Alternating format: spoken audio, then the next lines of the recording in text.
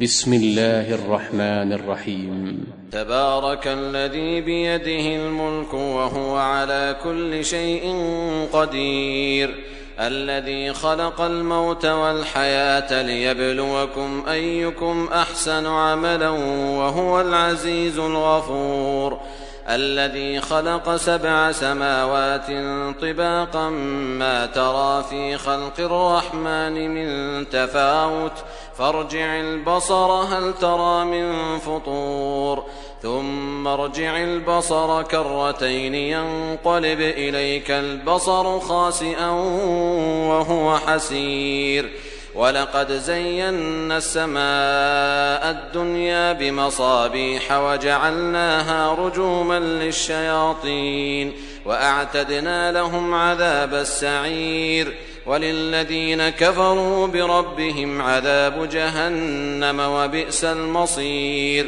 إذا ألقوا فيها سمعوا لها شهيقا وهي تفور تكاد تميز من الغيظ كلما ألقي فيها فوج سألهم خزنتها ألم يأتكم نذير قالوا بلى قد جاءنا نذير فكذبنا وقلنا ما نزل الله من شيء إن أنتم إلا في ضلال كبير، وقالوا لو كنا نسمع أو نعقل ما كنا في أصحاب السعير، فاعترفوا بذنبهم فسحقا لأصحاب السعير.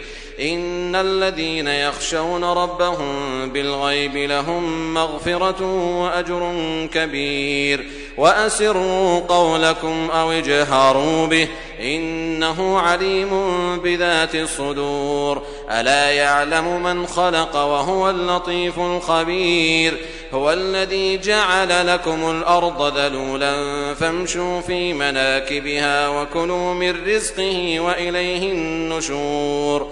أأمنتم من في السماء أن يخسف بكم الأرض فإذا هي تمور، أم أمنتم من في السماء أن يرسل عليكم حاصبا فستعلمون كيف نذير.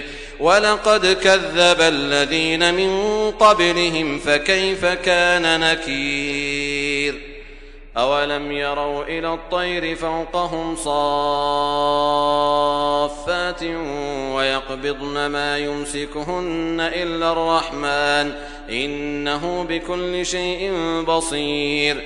أمن هذا الذي هو جند لكم ينصركم من دون الرحمن إن الكافرون إلا في غرور. أمن هذا الذي يرزقكم إن أمسك رزقه بل لجوا في عتو ونفور.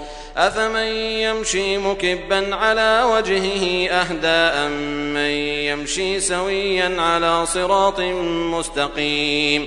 قل هو الذي أنشأكم وجعل لكم السمع والأبصار والأفئدة قليلا ما تشكرون. قل هو الذي ذرأكم في الأرض وإليه تحشرون. ويقولون متى هذا الوعد إن كنتم صادقين. قل إنما العلم عند الله وإنما أنا نذير مبين.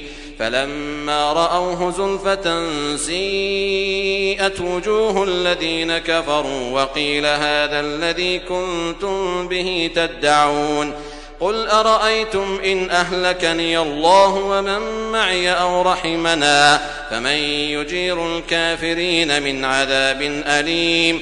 قل هو الرحمن آمنا به وعليه توكلنا فستعلمون من هو في ضلال مبين. قل أرأيتم إن أصبح ماؤكم غورا فمن يأتيكم بماء معين.